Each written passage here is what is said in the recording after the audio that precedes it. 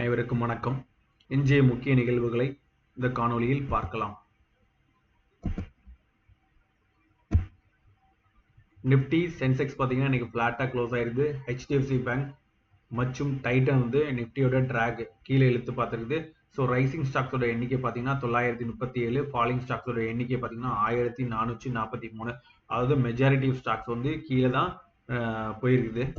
So technical Outlook பார்த்தீங்கன்னா பவுலிங்கர் pants வச்சு பார்க்கும்போது நிப்டி ஒரு பவுன்ஸ் பேக் கொடுக்கும் அப்படின்னு சொல்லி எதிர்பார்க்கப்படுது. பேங்க் நிப்டி பார்த்தீங்கன்னா கடந்த 10 ட்ரேடிங் சீசனை வச்சு பார்க்கக்கூட பவுண்டிங் ரேஞ்ச் பார்த்தீங்கன்னா 52,000 முதல் 53,500 வரை இருக்கு. ஸோ இன்னைக்கு பார்த்தீங்கன்னா மோஸ்ட் ஆஃப் த செக்டர் வந்து கீழே தான் விழுந்துருது. அதில் வந்து அதிகமாக கீழே விழுந்தது பார்த்தீங்கன்னா PSU பேங்க் செக்டர் 1.6% கீழே விழுந்திருக்கு. PSU மெட்டல் பார்த்தீங்கன்னா 0.93% விழுந்திருக்கு. அதிகமான உயர்ந்து பார்த்தீங்கன்னா நிப்டி FMCG 1.6% உயர்ந்திருக்கு. நிப்டி ஆயில் அண்ட் கேஸ் பார்த்தீங்கன்னா 0.88% உயர்ந்திருக்கு. நிப்டி ஐடி பார்த்தீங்கன்னா ரொம்ப ஒரு மாற்றம் இல்லாமல் 0.06% உயர்ந்திருக்கு. அதுக்கு பார்த்தீங்கன்னா நிப்டியோட சப்போர்ட் லெவல் பார்த்தீங்கன்னா லோயர் லெவல் பார்த்தீங்கன்னா 24,013, ரெசிஸ்டன்ஸ் பார்த்தீங்கன்னா 24,401, ஹையர் லெவலில் பார்த்தீங்கன்னா 24,595. பேங்க் நிப்டியோட சப்போர்ட் 52,360, லோயர் லெவல் 51,833, ரெசிஸ்டன்ஸ் பார்த்தீங்கன்னா 52,888, லோயர் லெவலில் பார்த்தீங்கன்னா 53,416. டாப் 3 நிப்டி 500 பார்த்தீங்கன்னா RVNL 15.24%, RCF பார்த்தீங்கன்னா 11.98%, ஃபேக்ட் பார்த்தீங்கன்னா 9.22%. டாப் 3 லாசஸ் இன் நிப்டி 500 பார்த்தீங்கன்னா Elecon Engineering 6.28%, JK bank 5.23% and வைபக் குளோபல் பார்த்தீங்கன்னா 4.61%. FI பார்த்தீங்கன்னா இன்னைக்கு மொத்தமாக 61 கோடி பை பண்ணியிருக்காங்க. DI பார்த்தீங்கன்னா 2,867 கோடிக்கு பை பண்ணியிருக்காங்க.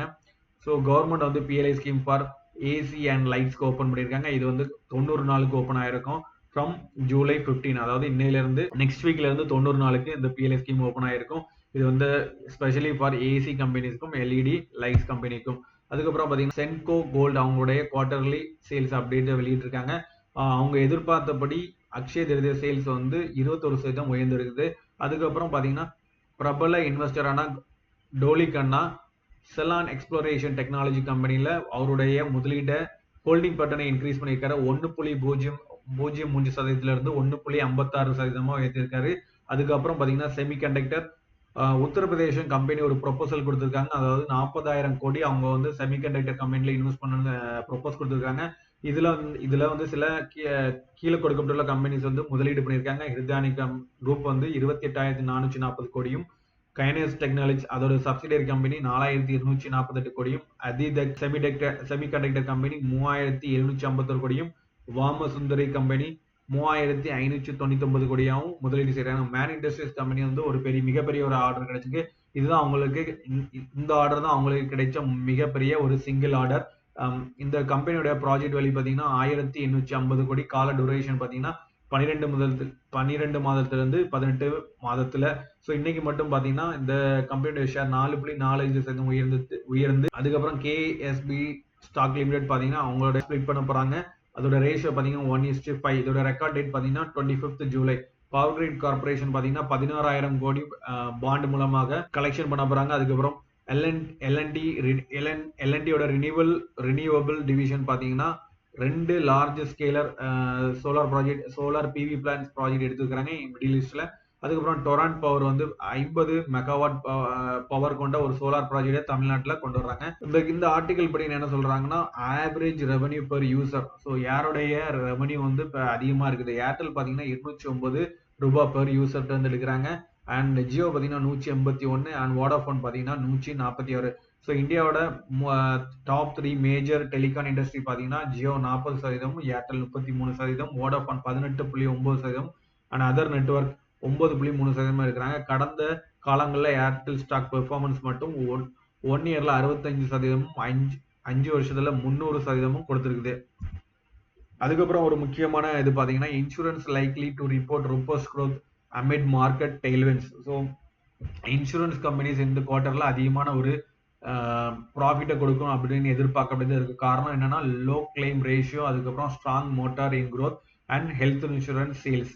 ஸோ இது கடந்த 2023ல கவர்மெண்ட் ஒரு டாக்ஸ் பெனிஃபிட் லாவை ரிமூவ் பண்ணியிருந்தாங்க. அதாவது ஆண்டுக்கு 5 கோடி பிரீமியம் மேல செலுத்துறவங்க வந்து டாக்ஸ் எக்ஸம்ஷன்ல வரமாட்டாங்கன்னு சொன்னாங்க. அதனால இந்த இன்சூரன்ஸ் கம்பெனியோட சேல்ஸ் எல்லாம் பயங்கரமாவே பாதிக்கப்பட்டிருந்தது.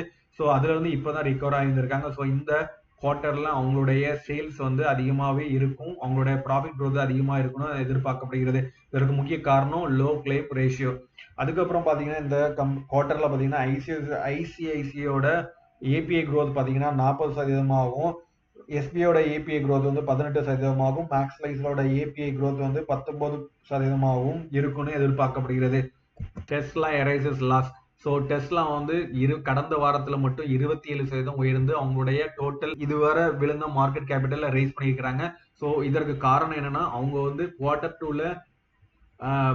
டூல ரொம்ப குறைவான டெலிவரி தான் கொடுக்கும் அப்படின்னு எதிர்பார்க்கப்பட்டது. அதை அவங்க பீட் பண்ணியிருக்காங்க. இருந்தாலும் அவங்களுடைய குவார்டர் ஆன் குவார்டர் பாத்தீங்கன்னா 4.8% டிக்ளைன் ஆயிருக்கு. பட் மார்க்கெட் வந்து கான்பிடன்ஸ்ல வந்து 27% உயர்த்திருக்காங்க. அதுக்கப்புறம் சாம்சங் எலக்ட்ரானிக்ஸ் பாத்தீங்கன்னா அவங்களுடைய ஒர்க்கர்ஸ் வந்து 3 days ஸ்ட்ரைக்ல இருக்கிறாங்க. அதிகமான ஒரு பேமெண்ட்டுக்கும் பெட்டர் போனஸ்க்கும் வேண்டி ஸ்ட்ரைக் பண்ணிடுறாங்க. அதுக்கப்புறம் அமேசான் பேக் 6 டீல். அமேசான் வந்து லக்ஸரி ரீட்டைல் குரூப்ல இன்வெஸ்ட் பண்ணியிருக்காங்க. அதன் மூலமாக அவங்களுடைய இ-காமர்ஸ் வந்து இ காமர்ஸ் மற்றும் லாஜிஸ்டிக்ஸ் பெட்டர் ஆகும்னு எதிர்பார்க்கப்படுகிறது. அதுக்கப்புறம் அப்கமிங் ஏர்னிங்ஸ் பாத்தீங்கன்னா பெப்சிகோட ரிசல்ட் வந்து Thursday வருகிறது. அனலிஸ்ட் எஸ்டிமேஷன் பாத்தீங்கன்னா $22.69 billion in revenue. Year on year பாத்தீங்கன்னா 1.65 இன்க்ரீஸ் ஆகலாம்னு எதிர்பார்க்கிறது. ஏர்னிங்ஸ் பாத்தீங்கன்னா 3.35% இன்க்ரீஸ் ஆகும் எதிர்பார்க்கப்படுகிறது. JP Morgan will report Friday. Analyst estimation பாத்தீங்கன்னா 43.88 billion revenue and year on year பாத்தீங்கன்னா plus 3.49% in year on year and earnings பாத்தீங்கன்னா minus 2.74 year on year. So down on எதிர்பார்க்கப்படுது. Citigroup will report Friday. Analyst estimate 20.08 billion in revenue. Year on year பாத்தீங்கன்னா plus 3.31% increase on எதிர்பார்க்கப்படுது. earning per share plus 7.52% increase ஆகும் எதிர்பார்க்கப்படுகிறது. நன்றி.